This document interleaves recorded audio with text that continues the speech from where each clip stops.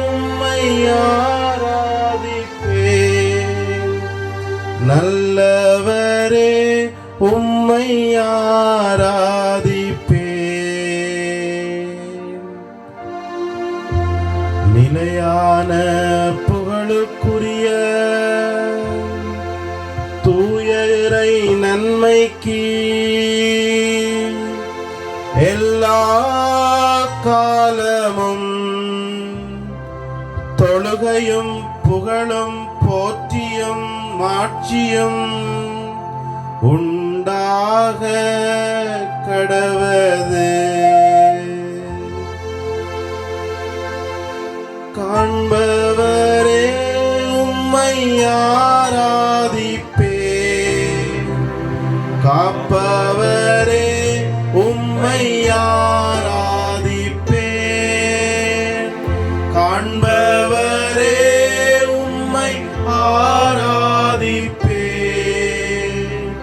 காப்பவரே உம்மை ஆராதிப்பேன்.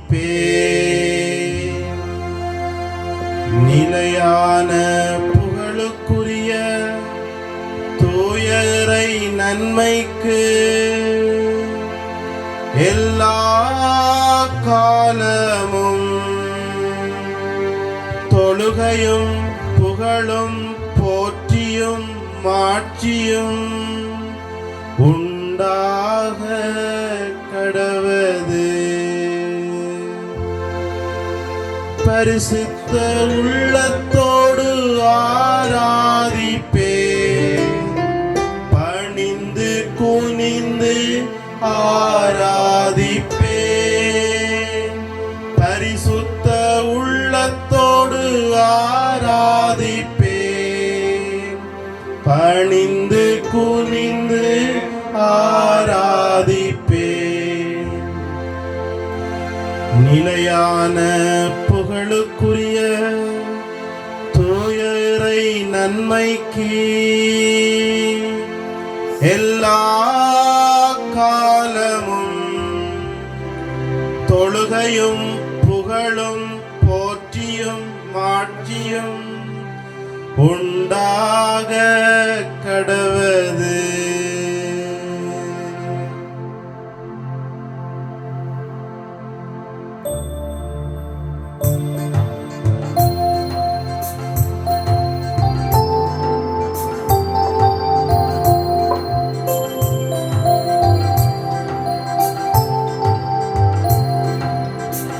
ஆராதிப்பேன், நான் ஆராதிப்பேன். ஆண்டவர் இயேசுவை ஆராதிப்பேன். ஆராதிப்பேன், நான் ஆராதிப்பேன். ஆண்டவர் இயேசுவை ஆராதிப்பேன். வல்லவரே உம்மை ஆராதிப்பேன். நல்லவரே உம்மை ஆராதிப்பேன்.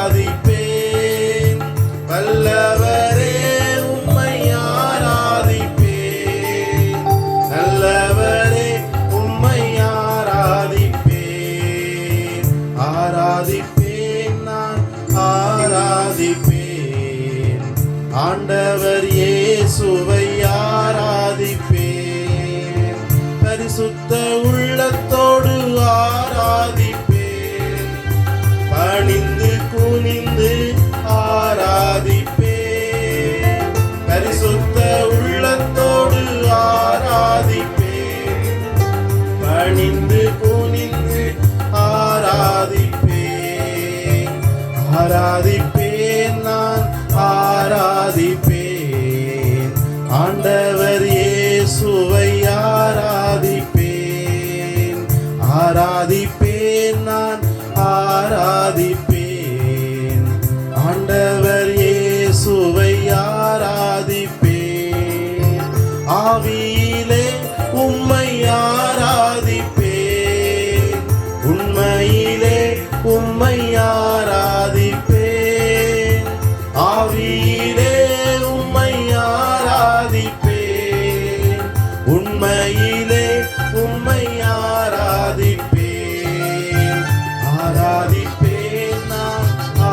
ஆராதிப்பேன். ஆண்டவர் இயேசுவை ஆராதிப்பேன். ஆராதிப்பேன், நான் ஆராதிப்பேன். ஆண்டவர் இயேசுவை ஆராதிப்பேன். தூதர்களோடு ஆராதிப்பேன். ஸ்தோத்திர பலியோடு ஆராதிப்பேன். தூதர்களோடு ஆராதிப்பேன். ஸ்தோத்திர பலியோடு ஆராதிப்பேன். ஆராதிப்பேன், நான் ஆராதிப்பேன். ஆண்டவர் இயேசுவை ஆராதிப்பேன். ஆராதிப்பேன், நான் ஆராதிப்பேன். ஆண்டவர் இயேசுவை ஆராதிப்பேன். வெண்ணாடை அணிந்து ஆராதிப்பேன். குருத்தோலை ஏந்தி ஆராதிப்பேன். வெண்ணாடை அணிந்து ஆராதிப்பேன். குருத்தோலை ஏந்தி ஆராதிப்பேன். ஆராதிப்பேன், நான் ஆராதிப்பேன். ஆண்டவர் இயேசுவை ஆராதிப்பேன். ஆராதிப்பேன், நான் ஆராதிப்பேன். ஆண்டவர் இயேசுவை ஆராதிப்பேன்.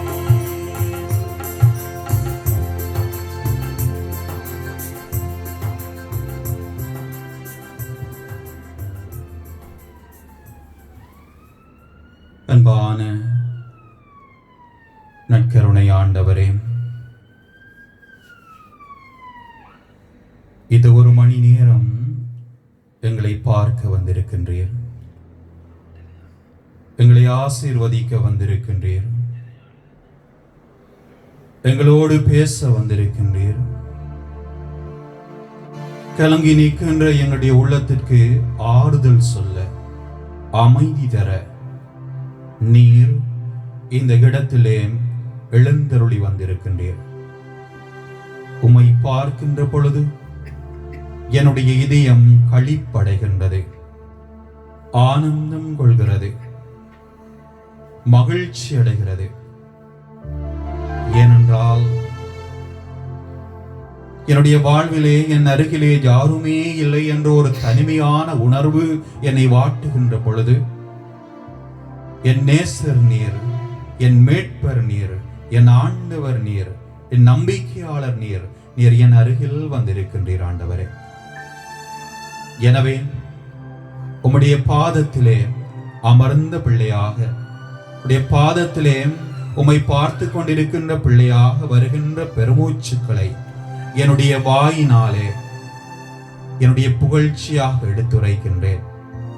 உடைய அருகிலே இருக்கின்ற பொழுது வருகின்ற அந்த ஆனந்தத்தை பின்வரும் ஆர்ப்பரிப்புகளினாலே உம்முடைய பாதத்திலே வைக்க ஆசைப்படுகிறேன். என்னுடைய இதயம் தருகின்ற இந்த ஆர்ப்பரிப்புகளினால் நீர் என் குரல் கேட்க, நான் உன் குரல் கேட்க என்னை ஆயத்தப்படுத்த அருள் வேண்டி இந்த ஆர்ப்பரிப்பில் கலந்து கொள்கின்றேன். இயேசுவே, நற்கருணை நாதரே, நாங்கள் உம்மை ஆராதிக்கின்றோம். இயேசுவே, நற்கருணை நாதரே, நாங்கள் உம்மை ஆராதிக்கின்றோம். இயேசுவே, நற்கருணை நாதரே, நாங்கள் உம்மை ஆராதிக்கின்றோம். இயேசுவே, நற்கருணை நாதரே, நாங்கள் உம்மை ஆராதிக்கின்றோம். இயேசுவே,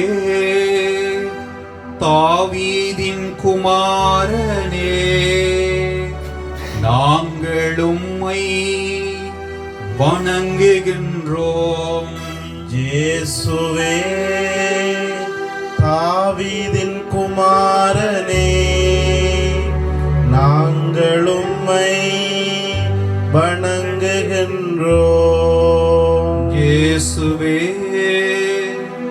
மரியாளின் மைந்தனே, நாங்கள் உம்மை போற்றுகின்றோம். இயேசுவே மரியாளின் மைந்தனே, நாங்கள் உம்மை போற்றுகின்றோம். இயேசுவே பாவிகளின் அன்பரே, நாங்கள் உம்மை புகழுகின்றோம். இயேசுவே பாவிகளின் அன்பனே, நாங்கள் உம்மை புகழுகின்றோம். இயேசுவே எங்கள் நல்ல மீட்பரே, நாங்கள் உம்மை நம்புகின்றோம். இயேசுவே எங்கள் நல்ல மீட்பரே, நாங்கள் உம்மை நம்புகின்றோம். இயேசுவே நற்கருணை நாதரே, நாங்கள் உம்மை ஆராதிக்கின்றோம். இயேசுவே நற்கருணை நாதரே, நாங்கள் உம்மை ஆராதிக்கின்றோம். அன்பார்ந்த சகோதரங்களே, இது ஒரு பரிசுத்தமான நேரம். பரிசுத்தர் எங்களோடு உறவாடுகின்ற, உரையாடுகின்ற, ஆசீர்வதிக்கின்ற நேரம். ஆண்டவர் இயேசுவினுடைய பிரசன்னத்திற்கு முன்பாக இருக்கிற பொழுது பலவிதமான தேவைகள் நிறைவேற்றப்பட வேண்டும் என்ற வாஞ்சியோடு இருக்கலாம், அல்லது நீண்ட காலமாக கேட்டுக்கொண்டிருக்கின்ற பல விண்ணப்பங்கள் ஆண்டவருடைய குரலுக்கு கேட்க வேண்டும் என்ற ஒரு தாகத்தோடு இருக்கலாம், அல்லது ஆண்டவரிலே கோபம் கொண்ட பிள்ளைகளாக இருக்கலாம். எப்படி இருந்தாலும் நாங்கள் எல்லாரும் பெருமதி மிக்கவர்கள். இந்த உலகத்திலே ஆண்டவருடைய விருப்பம் இன்றி எதுவுமே படைக்கப்படவில்லை, உருவாக்கப்படவில்லை. எல்லாரையும் முன்குறித்து வைத்தார். எல்லா உயிரினங்களும், உலகத்திலே வாழுகின்ற எல்லாம் ஆண்டவருக்கு தெரிந்தவையாக இருக்கிறது. சில வேளைகளிலே எங்களுக்குள்ளே ஆண்டவர் எங்களை கைவிட்டு விட்டார், மறந்து விட்டார், தூரத்தில் இருக்கின்றார், பாராமுகமாக இருக்கின்றார் என்ற உணர்வு இருக்கலாம். ஆனால் ஆண்டவருடைய பார்வையில் நாங்கள் எல்லாரும் பெருமதி மிக்கவர்கள். ஆகவே படைக்கப்பட்ட இந்த உலகத்திலே உருண்டோடி கொண்டிருக்கின்ற இந்த உலகத்தை நாங்கள் ஒரு இசைக்கருவிக்கு ஒப்பிட்டால், அந்த இசைக்கருவியினாலே எழுப்பப்படுகின்ற அந்த இனிமையான இசையினால் இந்த உலகம் ஓடுகிறது. அந்த இசைக்கருவியிலே பொருத்தப்பட்ட ஒவ்வொரு நரம்புகளாக நாங்கள் இருக்கிறோம். எனவே தனியாக நிலைத்து நின்று ஒரு இசைக்கருவியினுடைய நரம்பு தன்னுடைய இசையை கொடுத்து விட முடியாது. பல நரம்புகளை ஒன்றாக சேர்த்து இசைக்கின்ற பொழுதுதான் அங்கே ஒரு இனிமையான இசையை கொடுக்க முடிகிறது. எனவே இந்த வேளையிலே எங்களுடைய உணர்வுகளினால் ஆண்டவருக்கு அருகிலே வருவோம். ஆண்டவருடைய கரத்திலே இருக்கின்ற இசையிலே பொருத்தப்பட்ட ஒவ்வொரு நரம்பும் நான். உம்முடைய கரத்திலே நான் இப்பொழுது இருக்கின்ற குழந்தை, அந்த இசையிலே ஒரு நரம்பு என்ற அந்த உணர்வை எங்களுக்குள்ளே வாங்கி என்னை இசைத்து விடும். நீர் வைத்திருக்கின்ற இந்த ஜால் என்கின்ற இசையினிலே பொருத்தப்பட்ட பல நரம்புகளுக்குள்ளே ஒருவனாக என்னையும் வைத்திருக்கிறேன்.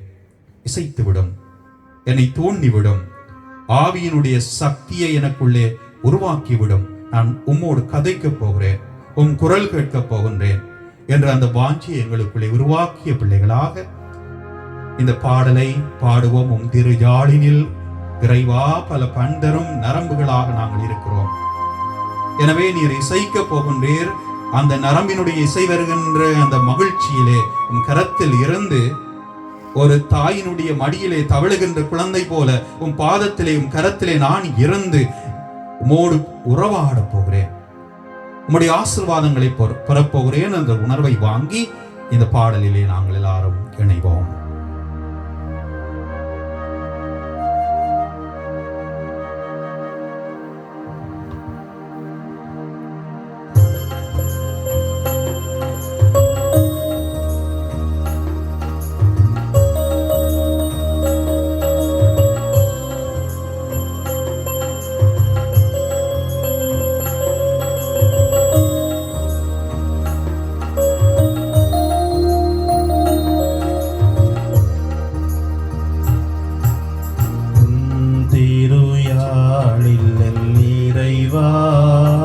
பல பண் தரும் நரம்புண்டு உன் திருயாழில் நிறைவா, பல பண் தரும் நரம்புண்டு என்னையும் ஓர் சிறு நரம்பெனவே அதில் இணைத்திட வேண்டும் இறையரசே. உன் திருயாழில் நிறைவா, பல பண் தரும் நரம்புண்டு.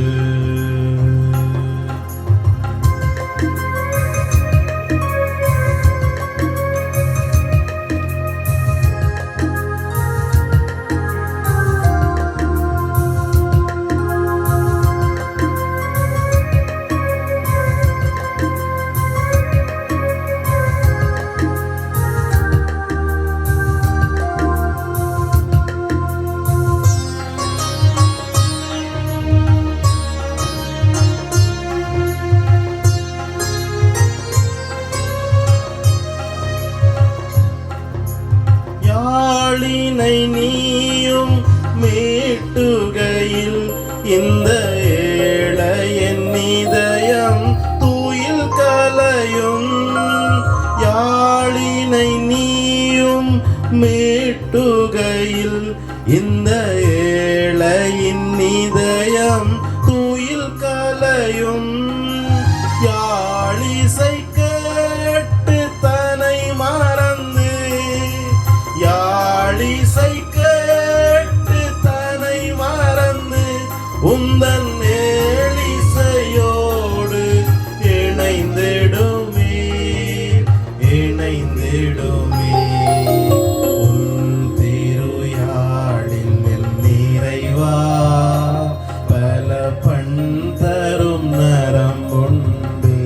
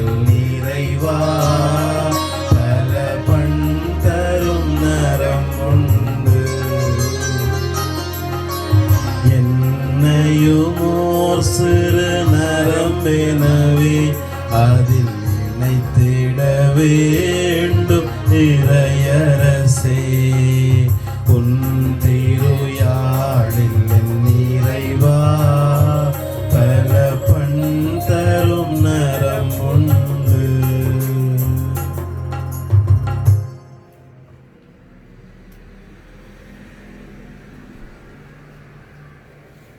இந்த வேளையிலே ஆண்டவர் எங்களோடு பேச ஆசைப்படுகின்ற இறை வார்த்தைக்கு நாங்கள் செவிமடுப்போம். ஆண்டவர் உங்களோடு இருப்பாராக.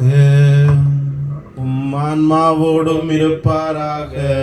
தூய லூக்கா எழுதிய பரிசுத்த நற்செய்தியிலிருந்து வாசகம். ஆண்டவரே மாட்சி உமக்கே. லூக்கா நற்செய்தி அதிகாரம் 24 இறை வார்த்தைகள் 13 முதல் 32 வரை. சீடர்களுள் இருவர் ஜெருசலேமில் இருந்து ஏறத்தாழ 11 கிலோமீட்டர் தொலைவில் உள்ள ஒரு ஊருக்கு சென்று கொண்டிருந்தனர். அவ்வூரின் பெயர் எம்மாவு. அவர்கள் இந்நிகழ்ச்சிகள் அனைத்தையும் குறித்து ஒருவரோடு ஒருவர் உரையாடி கொண்டே சென்றார்கள். இப்படி அவர்கள் உரையாடி கொண்டும் வினவிக் கொண்டும் சென்ற போது இயேசு நெருங்கி வந்து அவர்களோடு நடந்து சென்றார். ஆனால் அவர் யார் என்று அறிந்து உணர முடியாதவாறு அவர்கள் கண்கள் மறைக்கப்பட்டிருந்தன. அவர் அவர்களை நோக்கி, வழி நெடுகிலும் நீங்கள் ஒருவரோடு ஒருவர் பேசிக் கொண்டிருப்பது என்ன என்று கேட்டார். அவர்கள் முகவாட்டத்தோடு நின்றார்கள். அவர்களுள் கிளியோப்பா என்னும் பெயருடைய ஒருவர் அவரிடம் மறுமொழியாக, ஜெருசலேமில் தங்கியிருப்பவர்களுள் உமக்கு மட்டும்தான் இந்நாட்களில் நிகழ்ந்தவை தெரியாதோ என்றார். அதற்கு அவர் அவர்களிடம், என்ன நிகழ்ந்தது என்று கேட்டார். அவர்கள் அவரிடம், நாசரேத்தோர் இயேசுவை பற்றியேதான் பேசுகின்றோம். அவர் கடவுளுக்கும் மக்கள் எல்லாருக்கும் முன்பாக சொல்லிலும் செயலிலும் வல்ல இறைவாக்கினராக திகழ்ந்தார். அவர் இஸ்ராயலரை மீட்கப் போகின்றார் என்று நாங்கள் எதிர்பார்த்திருந்தோம். ஆனால் தலைமை குருக்களும் ஆட்சியாளர்களும் அவருக்கு மரண தண்டனை விதித்து சிலுவையில் அறைந்தார்கள். இவையெல்லாம் நிகழ்ந்து இன்றோடு 3 நாட்கள் ஆகின்றன. ஆனால் இன்று எங்களை சேர்ந்த பெண்களுள் சிலர் எங்களை மலைப்புக்குள்ளாக்கினர். அவர்கள் விடியற் காலையில் கல்லறைக்கு சென்றார்கள். அவருடைய உடலை காணாது திரும்பி வந்து வானதூதர்களை கண்டதாகவும் இயேசு உயிரோடு இருக்கிறார் என்று அவர்கள் கூறியதாகவும் சொன்னார்கள். எங்களோடு இருந்தவர்களுள் சிலரும் கல்லறைக்கு சென்று அப்பெண்கள் சொன்னவாறு இருக்க கண்டனர். ஆனால் அவர்கள் இயேசுவை காணவில்லை என்றார்கள். இயேசு அவர்களை நோக்கி, அறிவிலிகளே, இறைவாக்கினர்கள் உரைத்த எல்லாவற்றையும் நம்ப இயலாத மந்த உள்ளத்தினரே, மெசியா தாம் மாட்சி அடைவதற்கு முன் இத்துன்பங்களை பட வேண்டும் அல்லவா என்றார். மேலும் மோசே முதல் இறைவாக்கினர் வரை அனைவரின் நூல்களிலும் தம்மை குறித்து எழுதப்பட்ட யாவற்றையும் அவர் அவர்களுக்கு விளக்கினார். அவர்கள் தாங்கள் போக வேண்டிய ஊரை நெருங்கி வந்தார்கள். அவரோ அதற்கு அப்பால் போகிறவர் போல காட்டிக்கொண்டார். அவர்கள் அவரிடம், எங்களோடு தங்கும், ஏனெனில் மாலை நேரமாயிற்று, பொழுதும் போயிற்று என்று கூறி கட்டாயப்படுத்தி அவரை இணங்க வைத்தார்கள். அவர் அங்கு தங்குமாறு அவர்களோடு சென்றார். அவர்களோடு அவர் பந்தியில் அமர்ந்திருந்த போது அப்பத்தை எடுத்து கடவுளை போற்றி பிட்டு அவர்களுக்கு கொடுத்தார். அப்போது அவர்கள் கண்கள் திறந்தன. அவர்களும் அவரை அடையாளம் கண்டு கொண்டார்கள். உடனே அவர் அவர்களிடம் இருந்து மறைந்து போனார். அப்போது அவர்கள் ஒருவரை ஒருவர் நோக்கி, வழியிலே அவர் நம்மோடு பேசி மறை நூலை விளக்கும் போது நம் உள்ளம் பற்றி எரியவில்லையா என்று பேசிக்கொண்டார்கள்.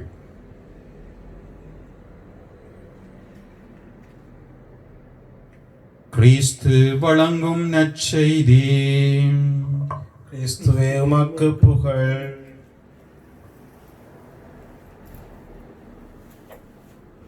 இயேசுவில் அன்பார்ந்த சகோதர சகோதரிகளே,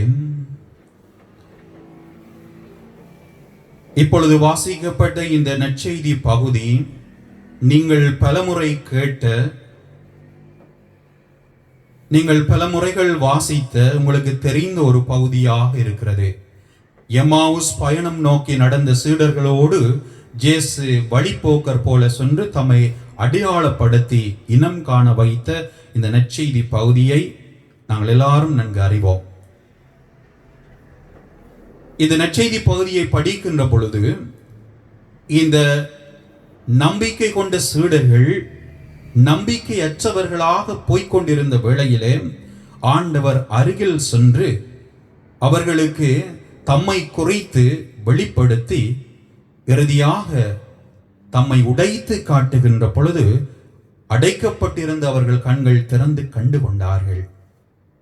அன்புமிக்கவர்களே, இந்த இறை வார்த்தையை மையமாக வைத்து நற்கருணையினுடைய பலவிதமான பரிணாமங்களை பற்றி சிந்திக்கின்ற பொழுது நற்கருணையை மறைபொருளின் மறைபொருள் என்று அழைக்கின்றார்கள். அதாவது அதனுடைய பொருள் மறைந்திருக்கின்றது.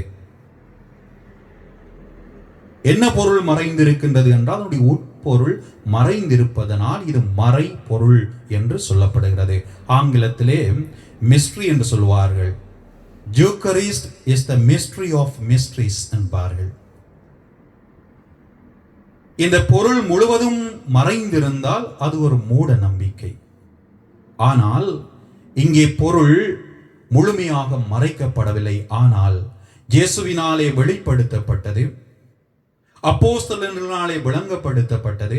என்றும் திருச்சபை அதனை விளக்கிக் கொண்டிருக்கிறது. அதனால் the truth is revealed, the உண்மை வெளிப்படுத்தப்பட்டிருக்கிறது. ஆனால் concealed, அது மறைவாக இருக்கிறது. அதனால்தான் இதனை மறைபொருள்களின் மறைபொருள் என்று சொல்லுகிறார்கள்.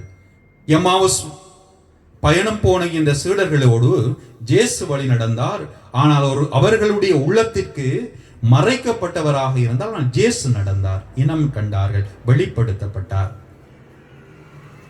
ஆகவே மறைந்திருந்த, துணை இருந்த, கூட நடந்தவரை அவர்கள் இனம் கண்டு கொண்டார்கள்.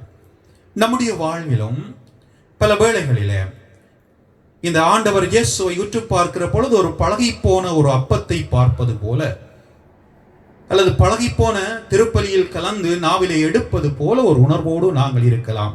அது உண்மை அல்ல. அங்கே இயேசு என்கிற நபர் ஒரு கொள்கை அல்ல, ஒரு எண்ணக்கரு அல்ல, ஒரு பதார்த்தம் அல்ல. மாறாக இயேசு என்கிற நபர் உயிரோடும் ஆன்மாவோடும் தெய்வீகத்தோடும் நம்மோடு பிரசன்னமாக இருக்கிறார். அன்பார்ந்தவர்களே, அந்த உண்மையை உணர்கின்ற ஒவ்வொரு பிள்ளையினுடைய வாழ்விலும், அந்த நம்பிக்கையோடு அந்த இயேசுவை வரவேற்கின்ற ஒவ்வொரு நம்பிக்கையாளருடைய இதயத்திலும் இயேசு குடிகொள்ளுகிறார். அவருடைய இதயம் நற்கருணை பேழையாக மாறுகிறது. ஆகவே நாங்கள் எங்களுடைய வாழ்க்கையை திரும்பி பார்க்கிற பொழுது இயேசுவை எவ்வளவு தூரம் நாங்கள் உணர்ந்திருக்கிறோம், புரிந்திருக்கிறோம், வெளிப்படுத்தப்பட்டவரை என்னால் புரிந்து கொள்ள முடிந்திருக்கிறதா?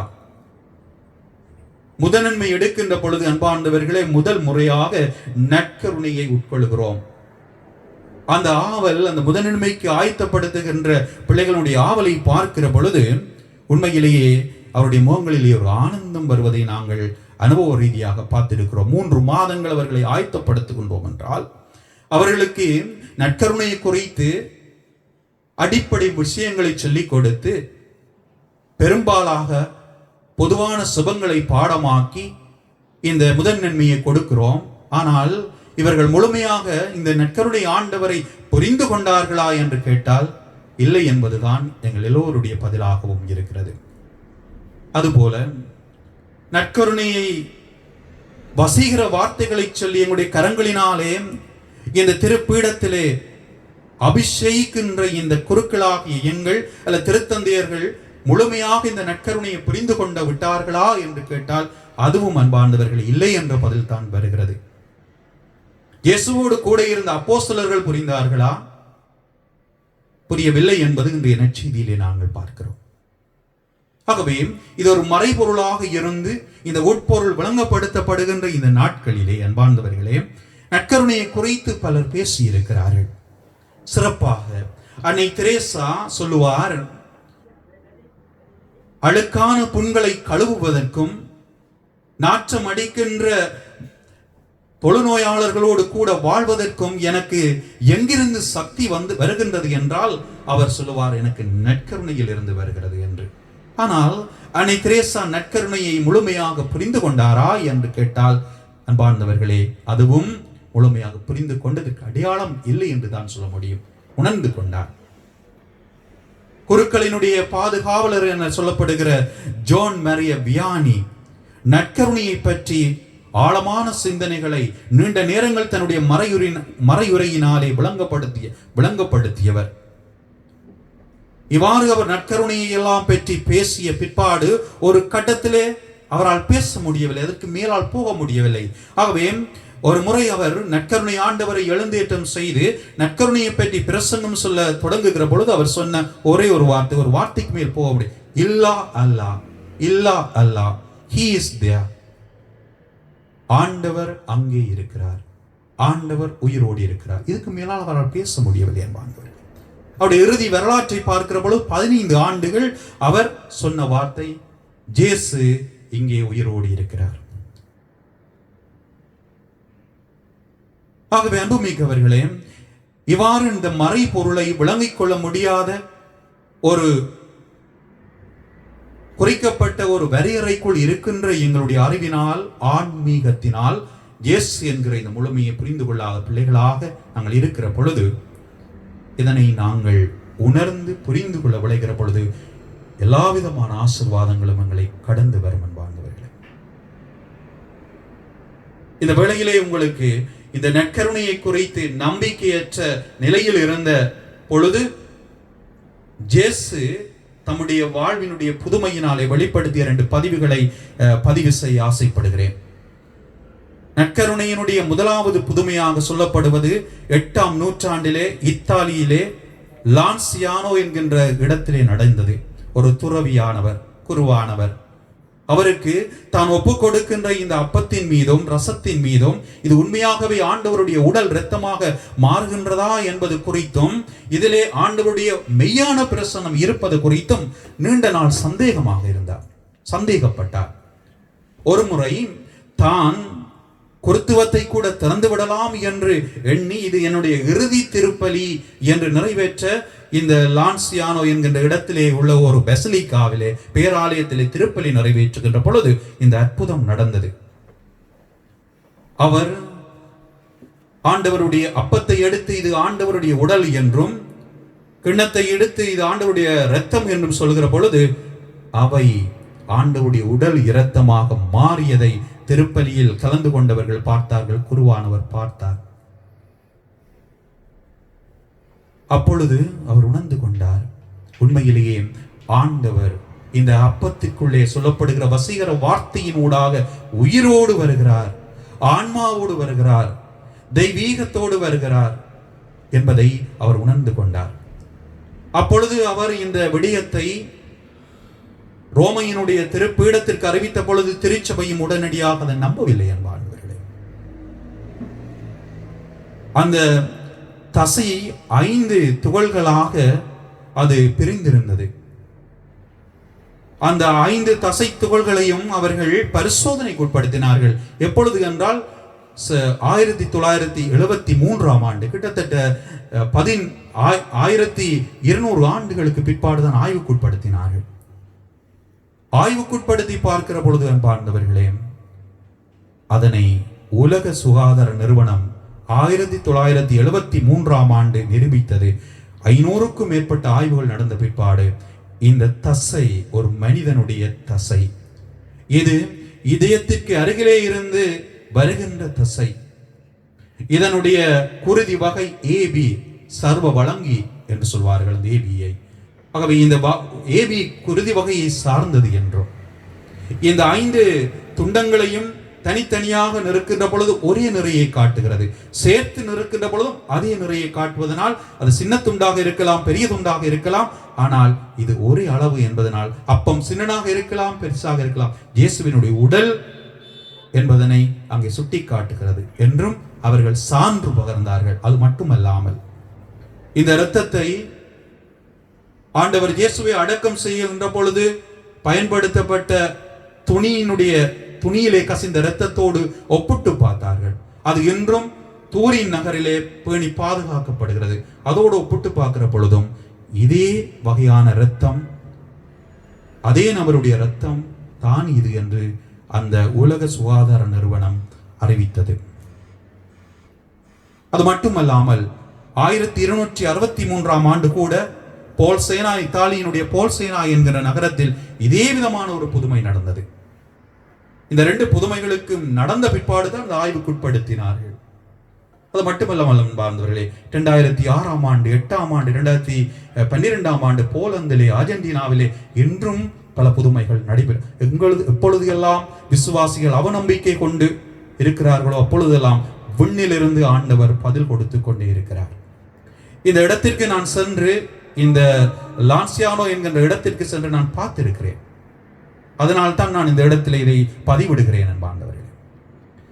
ஆகவே இவ்வாறு மறைபொருள்களினுடைய ஊற்றாக, மறைபொருள்களினுடைய சிகரமாக, மறைபொருள்களினுடைய முழுமையாக இருக்கின்ற இந்த நற்கருணை வெறும் அப்பம் மட்டுமல்ல, காற்றிலே பறந்து போகிற ஒரு அப்பம் மட்டுமல்ல, மாறாக இது ஒரு எண்ணக்கருவல்ல, இது ஒரு கொள்கை அல்ல, இது ஒரு பதார்த்தம் அல்ல, இது இயேசு என்கின்ற ஒரு நபர்.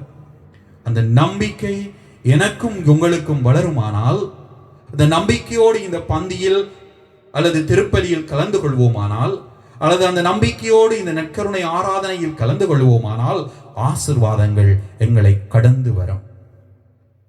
இயேசு செய்கின்ற எல்லா புதுமைகளிலும், கொடுக்கின்ற ஆசீர்வாதங்களிலும் அவர் கேட்பது, உனக்கு நம்பிக்கை இருக்கிறதா?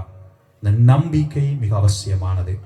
எனவே இந்த நற்கருணை ஆராதனை வேளையிலே பல வேண்டுதல்களோடு, விண்ணப்பங்களோடு, ஆசைகளோடு, பெருமூச்சுக்களோடு, கவலைகளோடு நாங்கள் கலந்து கொள்ளலாம். ஆண்டவர் தம் வார்த்தையூடாக அந்த அப்போஸ்தலர்களோடு கூட நடக்கிற பொழுது மூடியிருந்த கண்களை அப்பத்தை உடைத்து திறந்தது போல, இங்கு எங்களுக்குள்ளே மூடி இருக்கின்ற அவநம்பிக்கையை உடைத்து, எங்களை மூடுகின்ற பாவ நிலையை உடைத்து, எங்கள் இதயம் பார்க்க, எங்கள் அழுகின்ற எங்களுடைய பெருமூச்சுக்களினுடைய கண்ணீர் பார்க்க ஆண்டவர் வர வேண்டும் என்று ஆசை கொள்வோம். எனவே இந்த நம்பிக்கையை உள்ளத்திலே தாங்கி அருகில் இருந்து எனக்கு தடையாக இருக்கிற நம்பிக்கையின்மையை எடுத்துவிடும் என்றும், அது மட்டுமல்லாமல் ஆண்டவருக்கு மிக நெருக்கமாக வந்து என் குரலை எழுப்ப தடையாக இருக்கிற என்னுடைய பாவத்தை, அது எங்களுக்கு ஒரு தடையாக இருக்கிறது, பாவத்தை எடுத்துவிடும் என்றும் கேட்போம். அதற்கு பிற்பாடு ஆண்டவர் எங்கள் குரலுக்கு செவிமடுப்பார். எனவே இந்த வேளையிலே நாங்கள் எங்களை ஒரு கணம் எங்களுடைய வாழ்வு நிலைகளுக்குள் செல்லுவோம். என்னென்ன பாவங்கள், என்னுடைய நம்பிக்கையின்மையை நாங்கள் எடுத்துக்கொண்டிருக்கிற பொழுது என்னென்ன பாவங்கள் குறித்து என்னால் ஆண்டவருக்கு கிட்ட வர முடியாமல் இருக்கிறேன் என்று யோசிப்போம். முதலாவதாக, பல தடவைகள் நாங்கள் பாவ சங்கீதத்திலே பல பாவங்களை செய்திருந்தும் சொல்ல மறுத்திருக்கிறோம், விருப்பப்படாமல் இருக்கிறோம். அந்த பாவங்களை ஆண்டவருக்கு எடுத்துச் சொல்லுவோம். ஏனென்றால் அது நமக்கு ஒரு தடையாக இருக்கிறது. எம் செபம் கேட்கப்படுவதற்கு அது ஒரு தடையாக இருக்கிறது. ஆகவே நாளுக்கு நாள் என்னுடைய வாழ்விலே பாவத்தை குறித்த நாட்டம் அதிகரித்துக் கொண்டிருக்கிறது. நாளுக்கு நாள் என்னுடைய வார்த்தையின் பிரகாரம் எதிரிகள் எனக்கு தலைமுடியை விட அதிகரித்துக் கொண்டிருக்கிறார்கள். அதை விட எனக்கு வேதனையாக இருக்கிறது. நான் மற்றவர்களுக்கு எதை நன்மையாக செய்ய வேண்டும் என்று நினைத்து ஆசையோடு செய்தாலும் அது பிழையாக விளங்கிக் கொள்ளப்படுகிறது. அதனால் கோபம் கொள்கிறேன், ஆத்திரப்படுகிறேன், எரிச்சல் கொள்கிறேன். இதனால் என்னுடைய வார்த்தை பிரயோகங்கள் மற்றவர்களை பாதிக்கிறது. நாளாந்தம் பல பாவங்களை செய்கிறேன். பாவ உணர்வில்லாமல் நான் அதில் விழுந்த வண்ணமே இருக்கிறேன். ஆனாலும் உம்மை நோக்கி நான் வருகின்றேன். ஆகவே இந்த பாவ நிலைகளிலிருந்து நல்ல தகப்பனே, நல்ல ஆண்டவரே இயேசுவே, எனக்கு விடுதலை தாரும் என்று கண்ணீரோடு, வேதனையோடு, நம்பிக்கையோடு இரக்கம் கேட்டு இந்த மன்னிப்பு பஜனையில் இணைவோம்.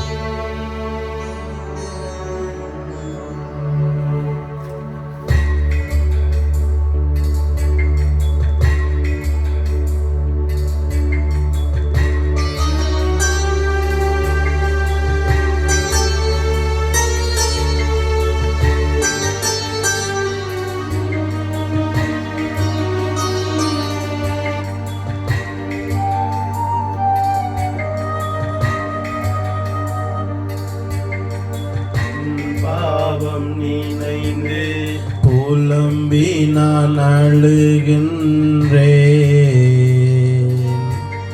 கண்ணீரால் நிரம்பி உன் பாதம் நனைக்கின்றேன்.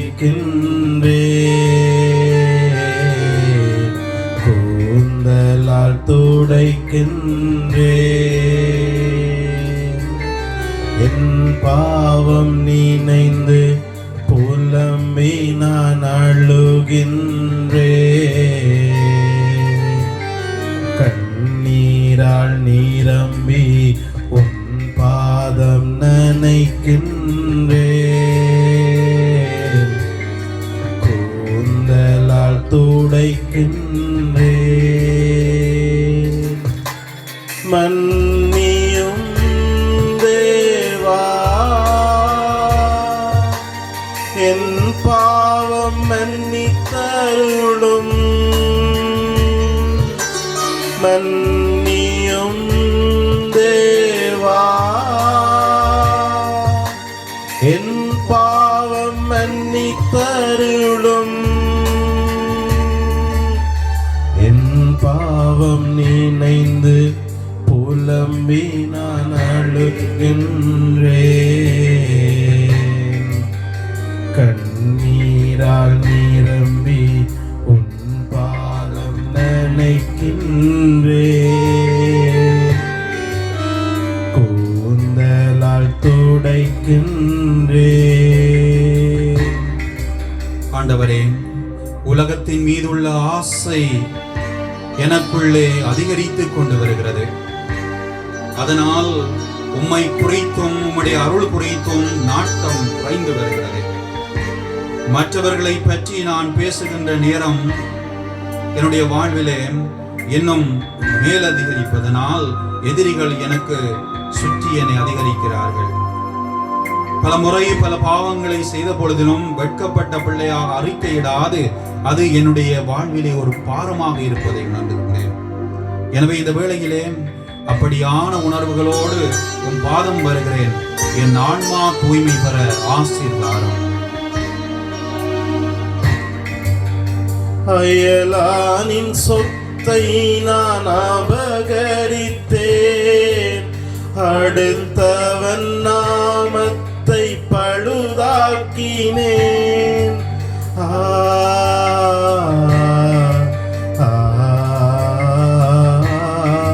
அயலானின் சொத்தை நான் அபகரித்தேன். அடுத்தவன் நாமத்தை பழுதாக்கினேன். பாவ அறிக்கை நான் செய்யவில்லை. பாவியுன் அன்பை மறந்தேனையா. பாவ அறிக்கை நான் செய்யவில்லை. பாவியும் அன்பை மறந்தேனையா. மன்னியும் தேவா, என் பாவம் மன்னித்தருளும். மன்னியும் தேவா, என் பாவம் மன்னித்தருளும். என் பாவம் நினைந்து புலம்பி நான் அழுகின்றேன். கண்ணீரால் நிரம்பி உன் பாதம் நனைக்கின்றேன்.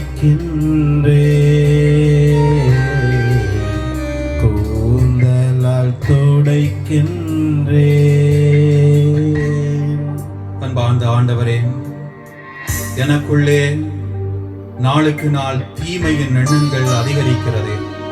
அதனால் என்னுடைய வாழ்விலே இச்சைக்கு அடிமைப்பட்டவனாக, என்னுடைய தொழில் துறைகளிலே நேர்மையற்றவனாக, உழைக்காமல் உயர வேண்டும் என்ற ஆசையினாலே பலவிதமான குறுக்கு வழிகளை தேடிய பிள்ளையாக, சில விடயங்களை மறைக்க பொய் சொல்லி பாரம் சுமக்குகின்றவனாக, காமம் கொண்டு மோகம் கொண்டு என்னுடைய குருத்துவ திருமண வாக்குறுதிகளுக்கு நான் பிரமாணிக்கமற்ற பிள்ளையாக, துறவற நிலைகளிலே பிரமாணிக்கமற்றவர்களாக, எங்களுடைய விசுவாச வாழ்வினுடைய வாக்குறுதிகளுக்கு பிரமாணிக்கமற்றவர்களாக வாழ்ந்து உம்முடைய அன்பை மறந்ததனால், இறைமேல் கொண்ட காதலை மறந்ததனால் வருந்தி இந்த வேளையிலே மன்னிப்பு வேண்டுகிறேன்.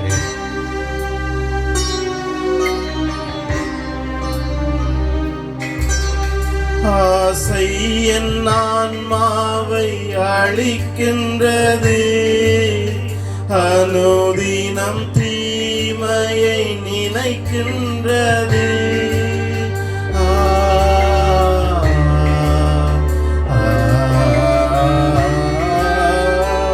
ஆசை என் ஆன்மாவை அழிக்கின்றது, அனுதினம் தீமையை நினைக்கின்றது. களவு பொய் காமம் என்னில் நிறைந்துள்ளது, பாவியும் அன்பை மறந்தேனையா. களவு பொய் காமம் என்னில் நிறைந்துள்ளது, பாவியும் அன்பை மறந்தேனையா. மன்னியும் தேவா, என் பாவம் மன்னித்தருளும். மன்னியும் தேவா, என் பாவம் மன்னித்தருளும். பாவம் நினைந்து புலம்பி நான் அழுகின்றேன், கண்ணீரால் நிரம்பி உன் பாதம் நனைக்கின்றேன், கூந்தலால் துடைக்கின்றேன்.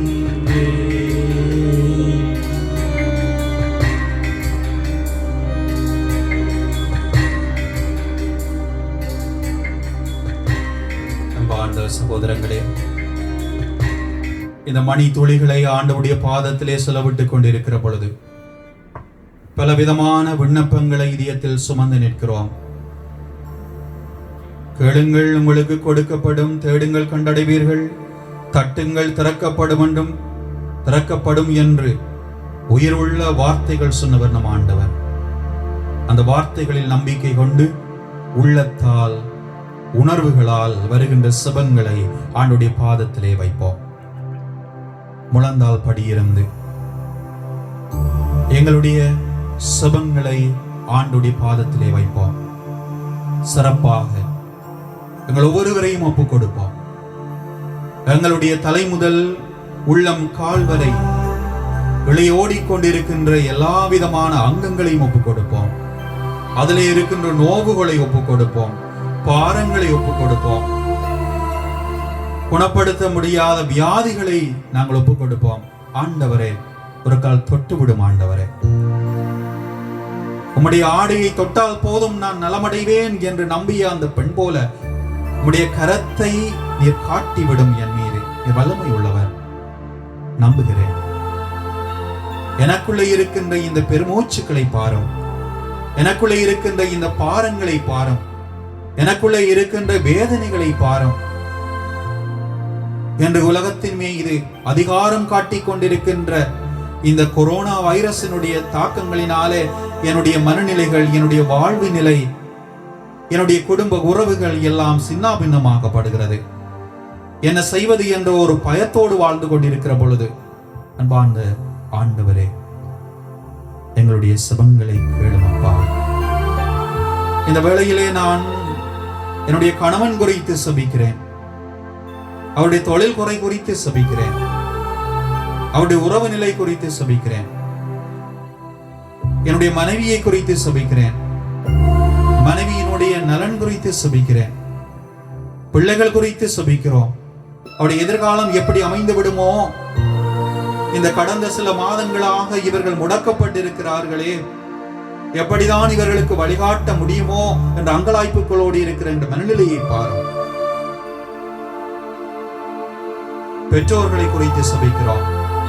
அவர்களுடைய உழைப்புக்காக, தியாகங்களுக்காக நன்றி சொல்லுகிறோம். காவல் தெய்வங்களாக எங்களுடைய வீட்டிலே இருந்து வழிகாட்டுபவர்களுக்காக நாங்கள் நன்றி சொல்லுகிறோம். எனவே அன்பான ஆண்டவரே, இந்த வேளையிலே நான் எனக்காக மட்டுமல்ல பலருடைய கருத்துக்காக சுபித்துக் கொண்டிருக்கிறேன். இறங்கும் ஐயா, உம்முடைய கடைக்கண் பார்வையை என் பக்கம் திருப்பும் ஐயா.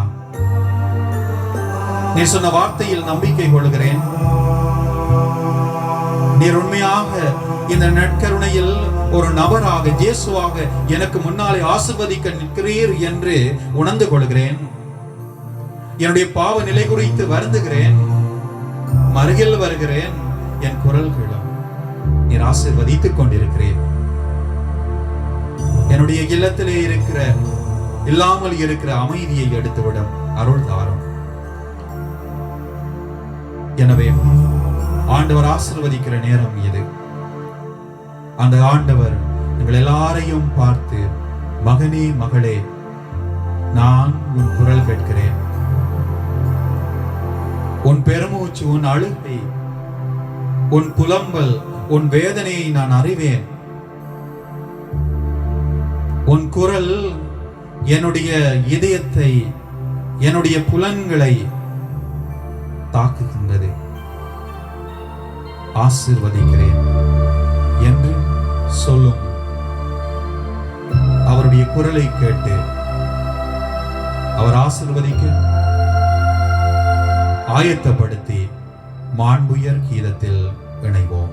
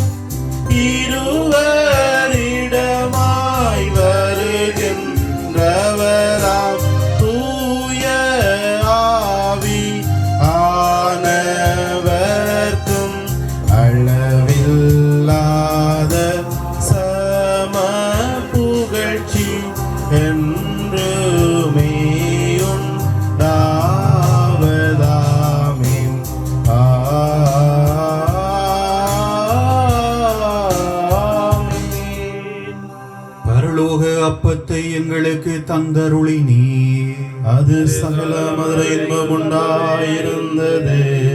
சபிப்போமாக. இறைவா, இந்த வியப்புக்குரிய அருள் அடையாளத்திலே உம்முடைய பாடுகளின் நினைவை எங்களுக்கு விட்டுச் சென்றீர். உமது திரு உடல் திரு இரத்தம் ஆகியவற்றின் மறைபொருளை வணங்கும் நாங்கள் உமது மீட்பின் பயனை இடைவிடாமல் தோய்த்து உணர்ந்து மகிழ அருள்வீராக. தந்தையாகிய இறைவனோடு தூயாவியின் ஒன்றிப்பில் இறைவனாய் என்றென்றும் வாழ்ந்து ஆட்சி செய்கின்ற எங்கள் ஆண்டவரும் திருக்குமாரனுமாகிய இயேசு கிறிஸ்து வழியாக உம்மை மன்றாடுகின்றோம். ஆமென்.